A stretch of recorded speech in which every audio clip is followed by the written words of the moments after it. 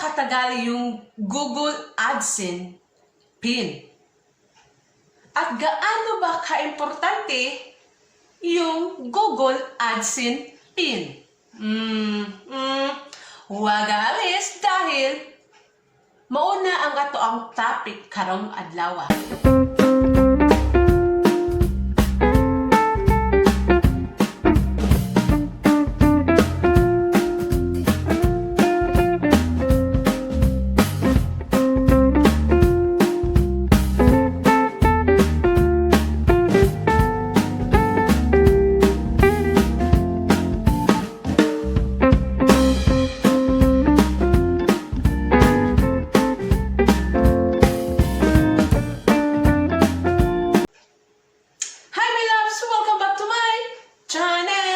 Another day, another vlog, and of course, another face of the day.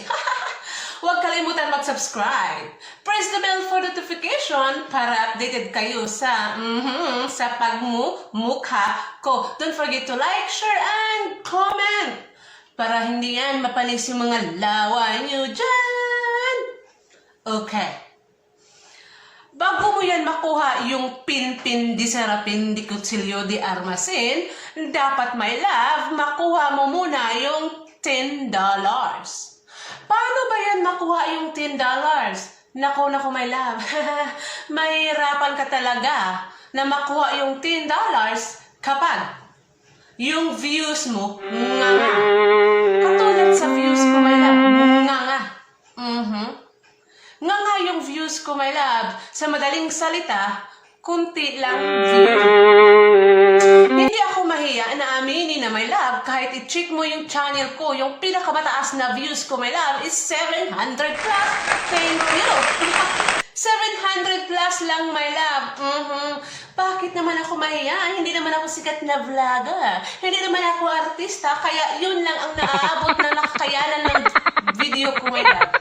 Kung ikaw ay isang monetized channel na, mahirapan ka talaga makuha yung $10, my love, kung wala kang limpak na views, my love. Ang ibig kong sabihin, yung limpak ng views, my love, yung thousand na views, kung ang video mo ay naging viral, umabot ng million views, thousand views, thousand views, nako, magpasalamat ka.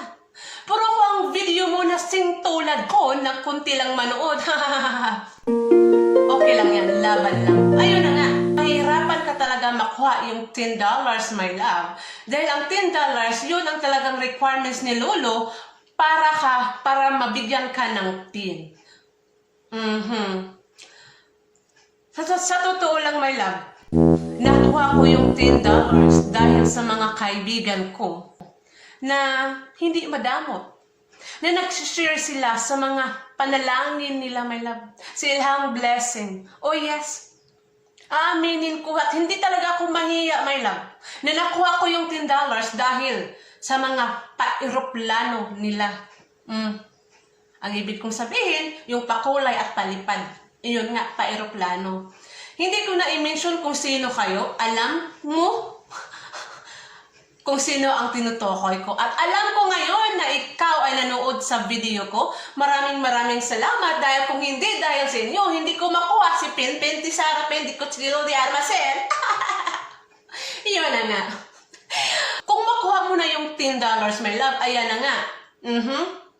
Magpadala ng love letter si Lolo na on the way na daw yung Pin-Pin di Serapin mo. And it takes 2 to 4 weeks bago mag-arrive yung Pin-Pin di Serapin mo, my love.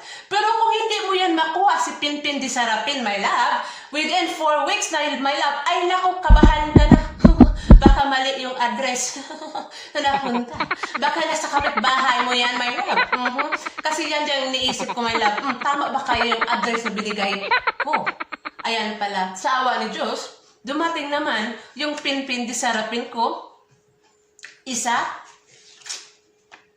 dalawa. Ayan na nga. Dalawa siya, my love. Kasi dalawa, my love. Kasi after 3 weeks, hindi dumating yung pin-pin di sarapin, my love. Kaya nag-request na ako, my love. Ay, nako, na-traffic lang pala. Kaya, after na nag-request ako, my love, after 2 weeks sa pag-request ko, ayan, dumating na si Pinpin di Sarapin. Gaano ba ka-importante si Pinpin di Sarapin? Naku, my love. Kahit gaano kalaki sa alkansiya mo, my love.